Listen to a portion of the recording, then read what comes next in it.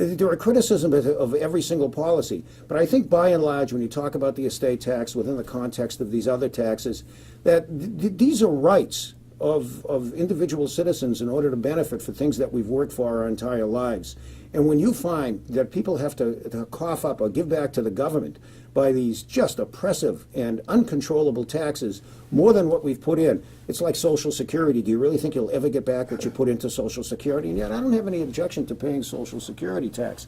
That's why I look at a solution of maybe take a look at elements of the fair tax, maybe take a look at elements of the flat tax. I don't know about the value-added tax. Maybe there's an element you can keep into the progressive income tax. I think it's a simplistic tax code, but it was regarding the estate tax. I mean, that's basically my response to that. All right, so let's talk about small business owners.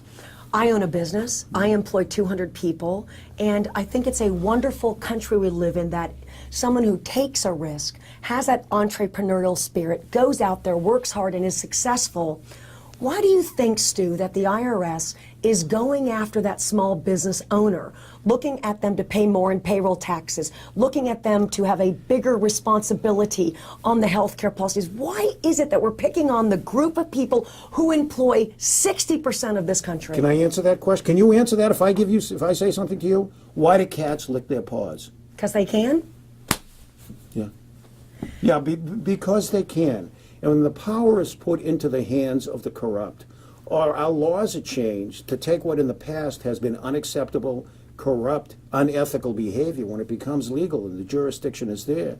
It's like lobbying. If you can go out and you don't have restrictions on lobbying, if you don't have term limits on congressmen, by the nature of man, I don't mean you and I and decent people out there, but from a collective standpoint, we will take advantage of it. It's like people who criticize capitalism, and they say capitalism is terrible. Well, number one, show me a system that works better than capitalism. And as Steve Forbes, for example, individual whom I admire greatly, says, you look at any system, and the extension of that system has a negative impact to it. It's so small, though. If you look at the greed, when you think of Wall Street, Michael Douglas, and how bad, in a sense, capitalism, look at the hedge fund fiasco, look what happened on Wall Street.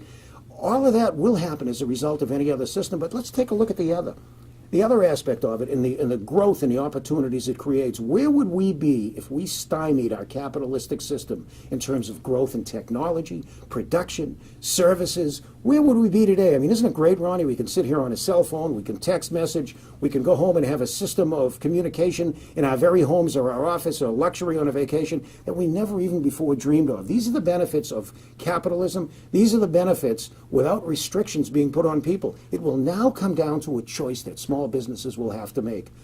How can I contribute for the greater good of everyone? Because anyone in business knows that the ultimate end user is important. Let's take care of our client and our customer, and you do that by creating a solid infrastructure. It comes down to that. And how do we improve things?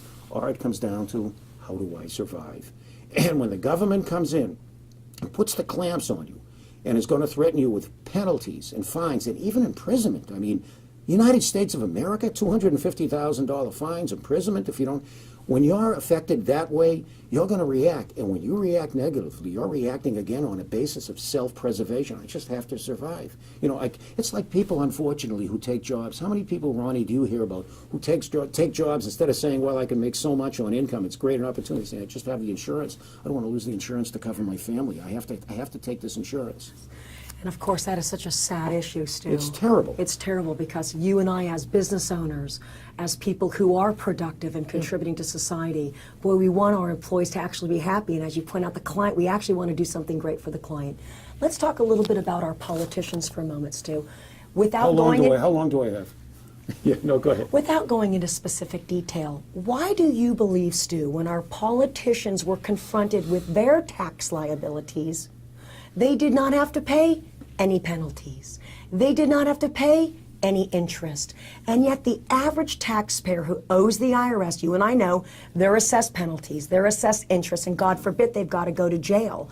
Why is that double standard pervasive in our country? Well, that double standard has always been pervasive, and I don't think that I think if you look back, you will see the continued growth with these opportunities that have beholden the few select and privileged, where they should be public servants and they're not. Look at healthcare. Ask any congressman why he or she would take the healthcare program that they're advocating for all of us for themselves. I think one congressman, one Republican, I think, stood up and said that he would be happy to do it. It's just that they are the beneficiaries of every single perk that this system has to offer. Look at the pressure when put upon politicians for health care, and, quote, the bipartisan vote when not one Republican voted for the health care program. A decision had to be made. Do I serve this president to become an outcast, or do I hope that in the time before the November elections that I can find a way to finagle my way out of it, to manipulate my way out of a situation so that I can get my constituency to re-vote me in? That's why you're seeing a lot of people step away. There is a double standard in society. There's a double standard in life. I mean, there really is. And, you know, what's that old saying? No good deed goes rewarded. It's unfortunate. We really have to deal, I think we have to deal, in addition to dealing with politics, we have to look at the nature of man. And when that power is handed to someone and it becomes power corrupt and it's right there, you have a decision to make. And a lot of people simply do not have the intestinal fortitude in order to stand up for the principles. We do have a lot of people who will. Unfortunately, it's not enough. It's just it's put right in front of you like a basket of candy for a young kid who doesn't think about, all he thinks about is immediate gratification and needs. The immediate gratification and needs. So again, Stu, we're back to the mindset of the average taxpayer, the person who's out there working hard, struggling just to survive, wants to support his family and do the right things. But when he has a question or a controversy with the IRS, there's a separate organization called the Taxpayers Advocate Office. Now, this organization, the Taxpayers Advocate Office, answers these questions and tries to help resolve problems that people have with the IRS.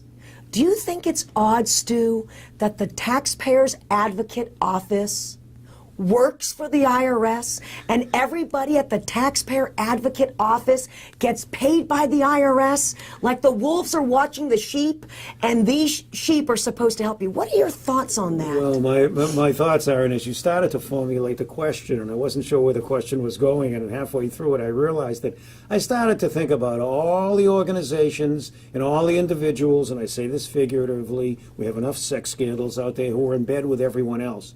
I mean, I think it's absolutely ludicrous. It's ludicrous when you have collusion that benefits both parties. And you see this mostly, it's rampant in Congress with partisan politics. All you had to do was simply look at the health care program and the payoffs of Ben Nelson in Nebraska, the Louisiana Purchase. All of the people who had everything to gain by interests that would benefit both parties. You know, you do this for me, I'll cast a vote. I wonder what the position of this advocacy group would be in terms of objectivity, and if it is indeed objective. And I'm not going to sit here and make any assertions that it isn't.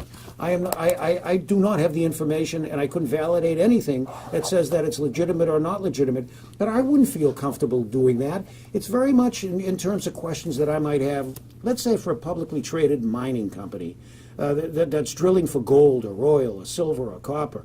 And say to the company, do you have any research reports that are done independently? I would be looking forward to the independent research reports, not those companies or constituents who bring in people who are on the payroll. It's just something that I would feel inherently uneasy about, and I would prefer to go to a neutral, privately funded, for-profit advocacy group, or perhaps one that is a non-profit advocacy group for an answer. Do you think that you or I will ever see change in our taxation system? I'm not talking, Stu, about President Bush's tax laws expiring and taxes increasing. I'm talking about the kind of change that you mentioned earlier, the fair tax, the flat tax, a value-added tax, a combination of a progressive whatever. Do you think, Stu, in our lifetime, we will see significant change with our taxation system? Well, you're already seeing it, aren't you? And the change is not for the better, the change is for the worse, where the costs and fees incumbent upon us, not only in the forms of taxes, let's say fees and surcharges, which are really taxes in disguise, these will be added. The answer is yes, I think there will be changes, and I think those changes for the short run, Ronnie, will be very, very negative based upon this presidency, their philosophy, and this particular Congress. I think ultimately what will happen, and I honestly say this with caution, I never encourage any violent revolt. I never encourage anything that's not within the confines of the law, but I think you're seeing a grassroots uprising, just like you see with the Tea Party. Right now, and I talked with Dale Robertson several times in the past week about the foundations of the Tea Party and the fact this is a peaceful demonstration. You're starting to see the elements of a grassroots movement, but I don't think the grassroots movement will begin to take effect down the road, whether it's after the November elections or in the next presidency. You know why? Because very simply, unless we move to a total European style of anarchy, you want to call it democracy, we're going, and we live in a constitutional republic, by the way, not a democracy, a constitutional republic. I think you're going to see enough of a revolt so that those people who are running government and in charge are finally going to say, with the partisan support that they're looking for, they're going to have to make the changes, because the American public, in the midst of all the misery we're incurring right now, is gaining one tremendous education. I think that's the beautiful part of what's going on right now. We're becoming a knowledgeable people. Do you know why? It's hitting us in the pocketbook. It's hitting us in our spirit, in our pride to be Americans. And we're simply, you go back to that movie, I'm mad as hell and I'm not going to take it anymore. When we reach that point, the changes will be made. I don't think we'll end up really equating, whether it's healthcare or whether it's a financial system, the European model. We don't want the European model. It didn't work there. It doesn't work in healthcare in Canada, and it won't work here. And I think Americans are becoming more aware. I think we're going to go through the bad times, and then I think they'll get better. Yeah, you bring up the Tea Party, which you and I know stands for taxed enough already. Yeah. Do you think the Tea Party is doing a good job in focusing on our taxation problems? Hey, the title is Taxed Enough Already, but I feel like with the Tea Party, Stu, they're talking about so many Yes, other things Roni, that affect the yes. wallet and the heart. Why are we not more focused on our taxation system with this party? It's because the Tea Party has been unable to articulate their position as one that either stands on principle or wants to be influential in the upcoming elections. When you think about the principles of the Tea Party and you look at the representatives who speak to the Tea Party, you suddenly dive right into the realm of conservative politics with Sarah Palin and Glenn Beck. And again, I said that this is nonpartisan.